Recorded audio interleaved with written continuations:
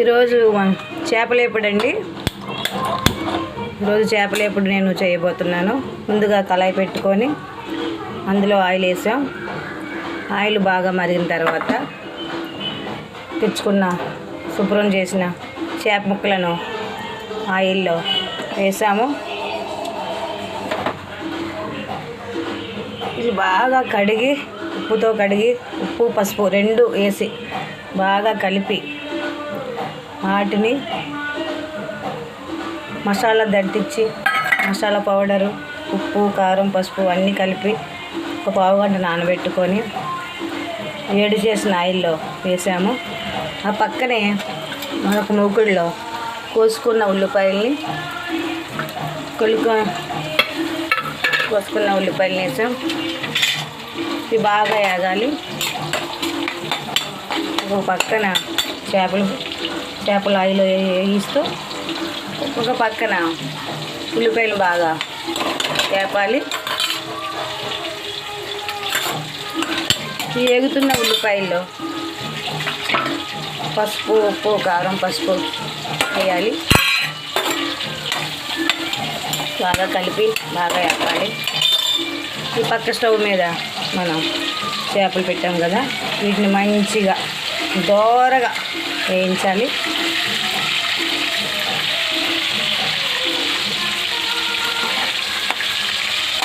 దోరగా వేయించిన చేపలు దోరగా వేగుతున్నాయండి. ఈ పక్కన ఉల్లిపాయలు కదా, ఈ ఉల్లిపాయలు కూడా మంచిగా రెడ్డిష్ కలర్లో వేగుతున్నాయి. ఇడ్లీ కూడా బాగా వేపాలి. ఈ ఉల్లిపాయలు ఎందుకంటే వేపడం, ఫ్రై అంటే ఓన్లీ చేప ముక్కలే ఉంటాయి.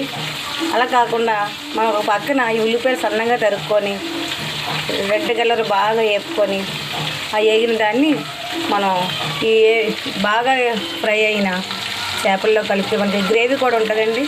పిల్లలు పులుసు ఇష్టపడరు, ఇలా గ్రేవీగా ఉన్న దాన్ని అయితే బాగా ఇష్టపడతారు.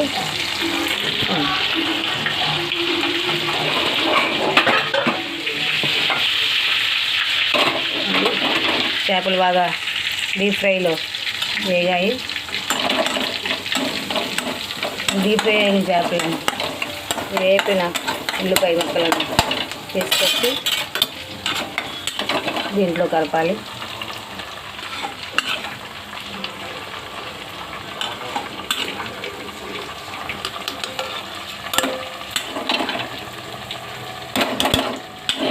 మంచిగా బాగా ఎగరండి. దీంట్లో మనం వేగిన ఉల్లిపాయల్లో పసుపు ఉప్పు కారం అన్నీ వేసాం కదా, ఎందుకంటే ఒక్క ఉల్లిపాయ వేపితే తీయగా ఉంటుంది.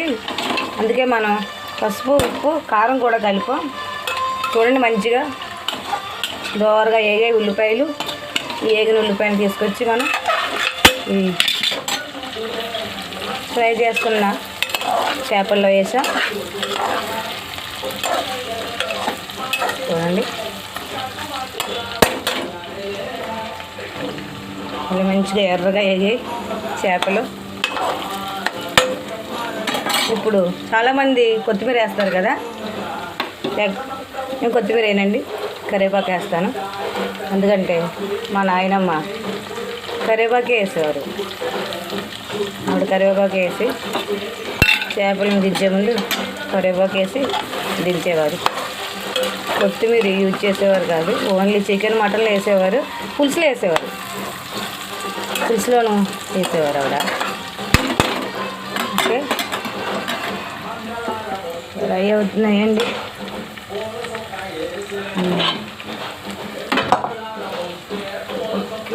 ఫ్రై అవుతున్న చేపల్ని తీద్దాం. స్మెల్ సూపర్ వస్తుందండి. బాబా స్మెల్ చూస్తుంటే నేను కూడా పులుసు తినండి. నాకు చేపల కూర చేపల పులుసు ఇష్టం ఉండదు. ఇలా ఫ్రై చేసుకుంటేనే ఇష్టం. ఫ్రై చేసుకుంటే తినబుద్ధి అవుతుంది.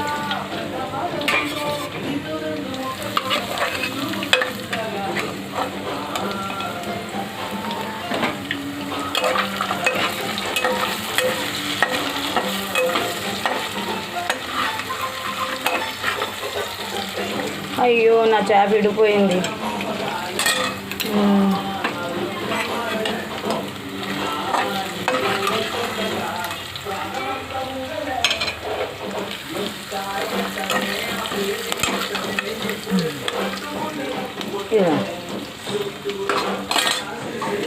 సూపర్గా వచ్చిందండి ఫిష్ ఫ్రై.